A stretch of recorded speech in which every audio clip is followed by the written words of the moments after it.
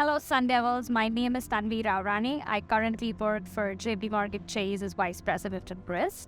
I graduated from a master's degree in ESU in 2022, Masters of Business Analytics to be specific.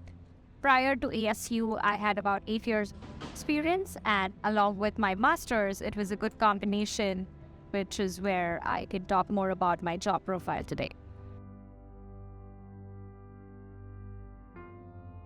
I think OPT, like the name suggests, gives the practical side of what you learn inside of classrooms. So for international students or for people undergoing the OPT track, it's the right place or the right avenue for you to apply what you learned in classrooms to start using them in your day-to-day jobs. For students who come without an experience, OPT helps push through your profiles in the international markets. And I think that's exactly the intent of why OPT is even planned. I think make the most of your OPT. Don't just think of it as a job permit.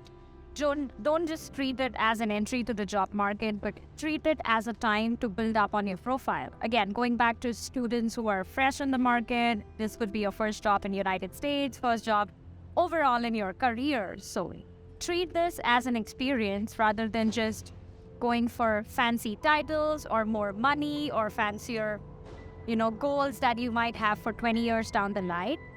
And then I think what you learn is only going to come back as a positive experience for you. In my case, I think OPT benefits have been different because I had almost 8 years of experience before I got to school and before I started my journey in the United States. But it helps me land my position in the United States because where I come from in India, we have a different banking sector or we have a different domain, we have a different industry. Even if the industry is the same, they function separately, or there are different people skills that get used in India or Asia and the rest of the world. OPT is helping me bridge that gap, understand the difference in the Indian market and the United States market. So OPT, the 3 years of OPT, including my STEM extension, are going to prepare me when I reach the need of a work visa or reach the need of advocating myself for residency, right? I think the most underrated resource available within ESU is career services, and I've always strongly advocated for them. Go speak to people in the career services department because let's start with what's the first step for an application, your resume. Resumes look different in your countries and they look different in the United States. So there's so much that's available within ESU to prepare you to interview for a job, right? From mock interviews, how to introduce yourself and stuff like that. So students don't realize, or students don't know, it's a two-way thing. Students don't know and then they don't make use of it. So start using the resources that are available. That way it's only going to help you when you actually sit down in a real-time interview. That's I think one take where I would have prepared myself.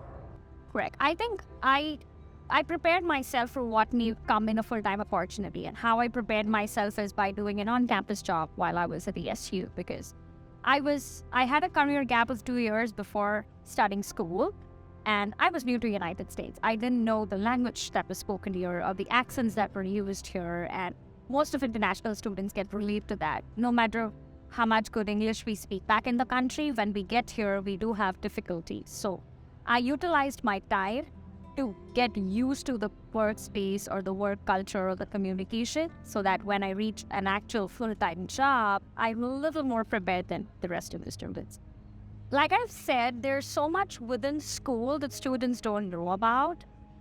All you have to do is raise your hand and ask. And I have, working in the student space, I used to be the president for ISA back when I was in school, and I have advocated this and I've pushed students to do this.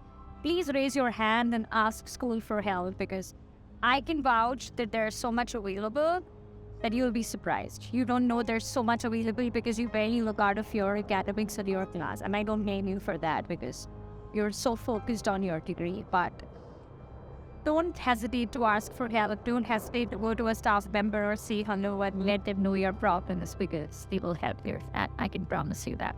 So when you start your conversations during the interviews, very first, be open and transparent about your visa status. Don't manipulate. Don't try to hide. Don't be scared. I always tell people, what's the worst if you ask? They're going to say no, but try. So be very clear when a recruiter reaches out to you, a hiring manager reaches out to you that this is my F1 visa. I have 3 years, but during the 3 years or the end of the 3 years, I'm gonna need a work sponsorship. So that's gonna be your conversation number one. Remember, it's a two-way relationship. There are many workers available within the country. Why do they want to hire you? Why do they want to sponsor you? Why do they want to spend money on you? Make a case for yourself. Just don't say, I need H1B. Why do I need an H1B? Because I have 3 years. At the end of 3 years, my time is going to lapse. We have to go back to the country, but I want to stay. I want to work for this organization. I will have a long-term relationship here. That's how maybe you start building those conversations. I think the very first step is let them know that indeed students are scared. I can understand because you need to land a job and you need to start your OPTs, but don't be afraid to have those uncomfortable conversations. What's the worst? They're gonna say no. You always have other options, but ask. Remember to ask for it.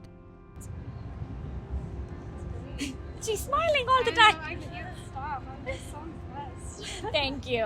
ASU, all the credit is ASU, trust me. We are a strong ASU family because my husband's an alumni also.